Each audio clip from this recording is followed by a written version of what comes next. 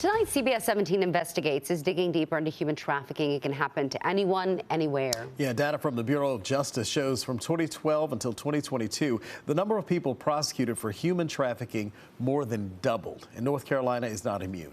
Here's CBS 17 investigative reporter Mary Smith.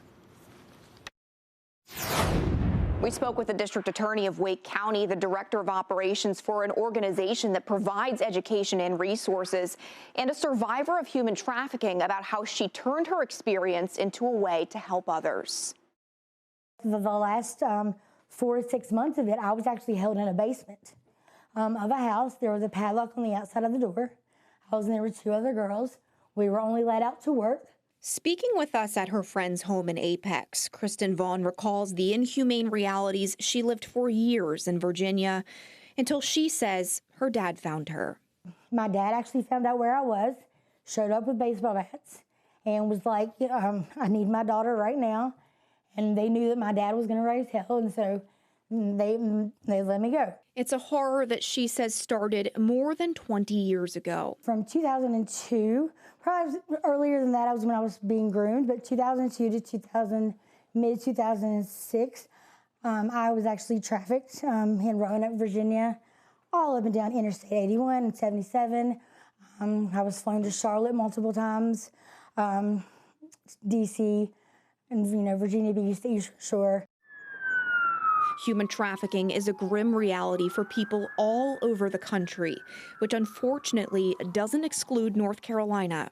Last year alone, if you look at, for example, the North Carolina Commission on Human Trafficking, they are tracking that there have been over 700 reports statewide to various law enforcement and then agencies that provide help to human trafficking victims. We asked District Attorney Lauren Freeman how many cases we see here in Wake County. We've had on average 10 to 12 cases a year in terms of what we would call kind of traditional human trafficking. Freeman tells us the main charges for these crimes are human trafficking, involuntary servitude, and sexual servitude.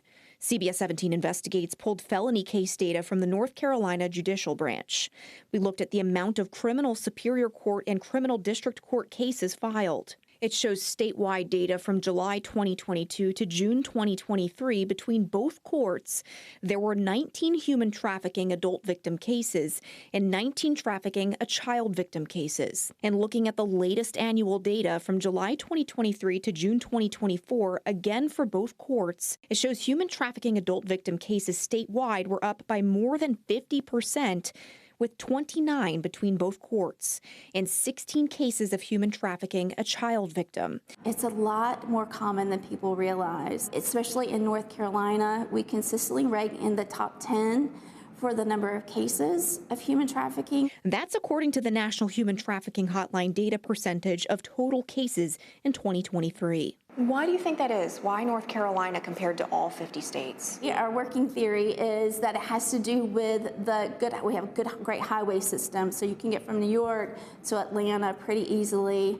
We have a lot of agriculture, and there's 2 parts of human trafficking. There's sex trafficking, which is what people usually equate with human trafficking, but there's also labor trafficking. Nikki Miller, the director of operations for Shield NC, an organization that works to help people identify the crime and combat it, says what's considered to be human trafficking has changed over the years.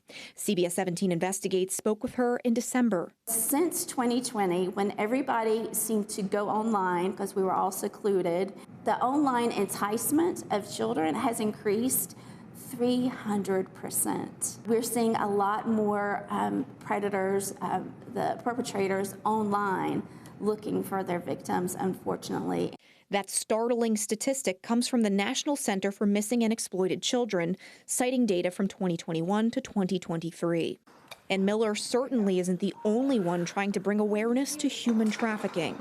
Well, that's another thing that we're going to do. That's one of our initiatives with Vox Invictus, and we really appreciate everybody joining and listening today. Vaughn has turned her painful experiences into purpose, spreading messages of hope and resilience with plans to start a podcast featuring other survivors. It's going to be Vox Invictus, the same. It's going to voice Unconquered Voices. She says she also has a nonprofit in the works to help others who have lived through these inhumane realities. It's totally survivor-ran, survivor-led. Everybody on the board, except 2 people, are survivors, and the other 2 have been working anti-trafficking for decades. And thank you to Kristen Vaughn for sharing her story with us. We do have a list of resources and information about human trafficking at CBS17.com. For CBS 17 Investigates, I'm Mary Smith. Mary, thank you. And if there's a story that you'd like to see us investigate, please let us know about it. You can email us at investigates@cbs17.com, or you can call the number that's right there on your screen.